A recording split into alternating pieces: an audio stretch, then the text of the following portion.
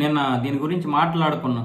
మధ్యప్రదేశ్ గిరిజన శాఖ మంత్రి విజయ్ సాగర్ అయితే మన కల్నల్ సోఫియా ఖురేషీ గారిని కొంచెం అంటే ఉగ్రవాద మతానికి చెందినటువంటి ఒక ఆడపడుచు ఆ ఉగ్రవాదుల దగ్గరికి వెళ్లి విజయం సాధించి వచ్చిందంటూ ఆవిడ్ని పొగిడే క్రమంలో విమర్శలకు గురయ్యాడు. ఆయన విమర్శలకు ఎలా గురయ్యాడంటే ఉగ్రవాద మతానికి చెందినటువంటి ఆడపడుచు అండం.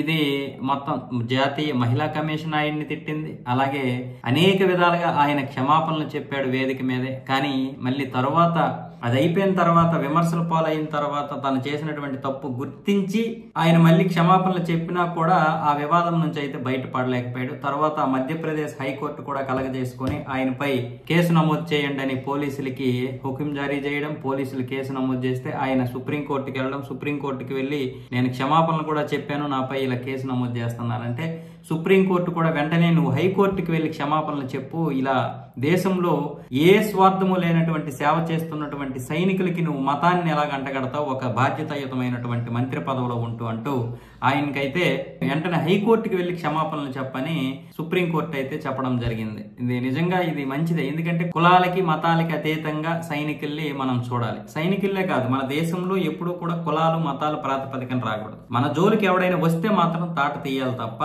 ఇలా దేశానికి సేవ చేస్తున్నటువంటి వారికి మతాలు కులాలను అయితే అంటగట్టకూడదు. అలాగే ఈ అసదుద్దీన్ ఓవైసీకి కూడా ఈ సుప్రీంకోర్టు కొంచెం గడ్డి పెడితే బాగుండేది. 15 నిమిషాలు పోలీసులు కళ్ళు మూసుకుంటే నేను హిందువులు అనేవాడిని ఉంచనని చెప్పాడు కదా, మరి అలాంటిది అతను కూడా ఈ ఎంపీ పోస్ట్ లో ఉన్నాడు. ఎంపీ పదవిలో ఉన్నటువంటి ఒక వ్యక్తి ఆ విధంగా ఎలా మాట్లాడతాడని సుమోటోగా కేసు నమోదు చేసి ఆయనకు కూడా గడ్డి పెడితే ఇంకా కోర్టుల మీద గౌరవం పెరిగేది. ఒకటి మాత్రం వాస్తవం, విజయ్ సాగర్ మాట్లాడినటువంటి మాటలు మాత్రం ముమ్మాటికి తప్పే. ఎందుకంటే కల్నల్ సోఫియా ఖురేషీ గారు, ఆమె తండ్రి, ఆమె తాతలు అందరూ కూడా ఈ దేశానికి సేవ చేశారు. వాళ్ళు ఒకవేళ ముస్లింలే కావచ్చు కానీ ఈ దేశం అంటే పడిచేస్తారు వాళ్ళు. అలాంటి ముస్లిమ్స్ ఈ దేశంలో చాలా మంది ఉన్నారు. వాళ్ళు బీజేపీలో చాలా మంది కూడా పనిచేస్తున్నారు కూడా.